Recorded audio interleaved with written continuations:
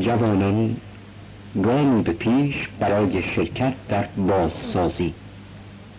جوانان در هر کشور در واقع از پرشورترین، کارسازترین و مسئله دارترین اقشار جامعه می باشند که مسائل و مشکلات خاص خودشان را دارند. با توجه به اینکه بر اساس سرشماری سال 65 بیش از 30 میلیون نفر از جمعیت کشور را افراد زیر 25 سال تشکیل می دهند و این جمعیت روز به روز به سوی جوانتر شدن پیش می رود، برنامه‌ریزی برای این قشر از جامعه یکی از ضروری ترین و اساسی ترین کارهاست که باید نسبت بدان توجه اساسی را مبذول داشت.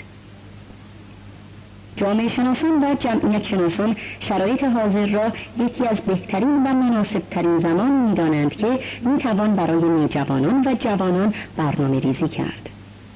به تعبیر آنان بیش از 64% از جمعیت کشور که زیر 25 سال هستند و ظرف امروز و فردا در شمار جوانانی خواهند بود که باید برای اشتغال، آموزش و اوقات فراغت آنان چاره اساسی اندیشید.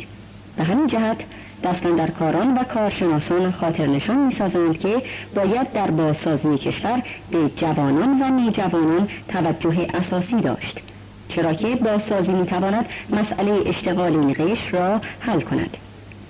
قائم مقام وزیر آموزش و پرورش ضمن اشاره به بازسازی فکری و تربیتی لزوم شرکت جوانان و نوجوانان را در بازسازی مورد تأکید قرار می‌دهد. این روزها که بحث بازسازی کشور مطرح شده است، قبلا نیز این مطلب را در جاهای مختلف یادآوری کردم که بازسازی را نباید در مسائل مادی منحصر کنیم. آجر روی آجر خواهد نشست و شهرهای صدمه دیده قیافه آباد شده خود را باز خواهند یافت. ولی چرا در بازسازی توجه عمیق به مسائل تربیتی و فکری نداشته باشیم که مهمترین مسئله همین است؟ در مورد بازسازی معنوی، علمی و تربیتی طبعا تا حدی در طول جنگ رکود و کندکاری صورت گرفته است و یا به ضرورت تغییر مسیر داده بودیم و اکنون جای آن است که به بازسازی معنوی بیش از پیش توجه کنیم. این ممکن نیست جز از راه توجه عمیق و بیشتر به آموزش و پرورش کشور که کودکان و نوجوانان و جوانان را در بر می‌گیرد. اگر از لحاظ تربیت فکری و عاطفی فرزندانمان موفق شویم، بدون شک از عمران و آبادانی مادی هم در دراز مدت کامیاب خواهیم شد و حتی ما باید خود نوجوانان و جوانان از سنین 15 به بالا را در این رهگذر به کار بگیریم که این کار باید با برنامه ریزی دقیق صورت بگیرد که بدون برنامه ریزی به هدف مطلوب نخواهیم رسید. معاونت پرورشی وزارت آموزش و پرورش درباره توجه به جوانان در امر بازسازی سخن میگوید. اکنون که جنگ در آستانه حل و فصل نهایی است، باید به مسائل جوانان دور از هر گونه شعار رسیدگی شده و با دید برنامه ریزی میان مدت و دراز مدت با آن توجه کامل مبذول شود. برخی تصور می‌کنند مگر جوانان نسبت به سایر گروه‌های سنی از چه ویژگی مهمی برخوردارند که برای آنان حساب جداگانه باز کنیم؟ پاسخ این است که در جوانان شور و تحرک و نوآوری و میل به اصلاح و انتقاد و انگیزه فداکاری و مشارکت داوطلبانه در حل معضلات زندگی در حد اعلا وجود دارد.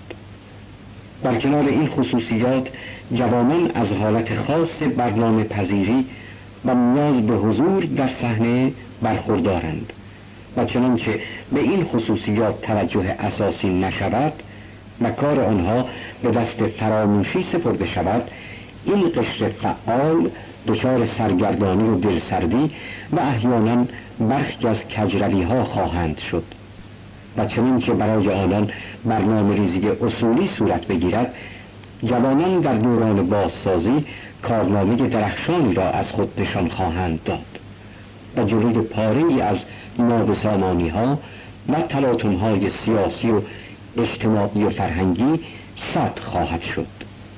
بر این اساس باید در امر بازسازی روی مقوله جوانان اندیشید. صفحه 144.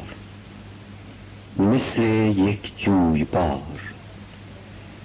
می شود با بهار صحبت کرد، با دلی بیقرار صحبت کرد.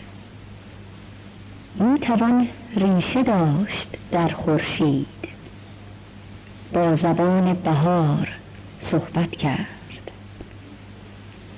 در سکوت عمیق یک لبخند از غم بیشمار صحبت کرد.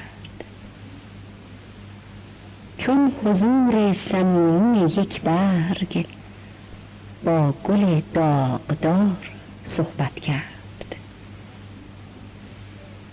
می توان با صداقت گل سرخ با تو چشم انتظار صحبت کرد. در آتشناکی حریم کویر مثل یک جویبار صحبت کرد. کفتران دست دسته در راهند، می شود با بهار صحبت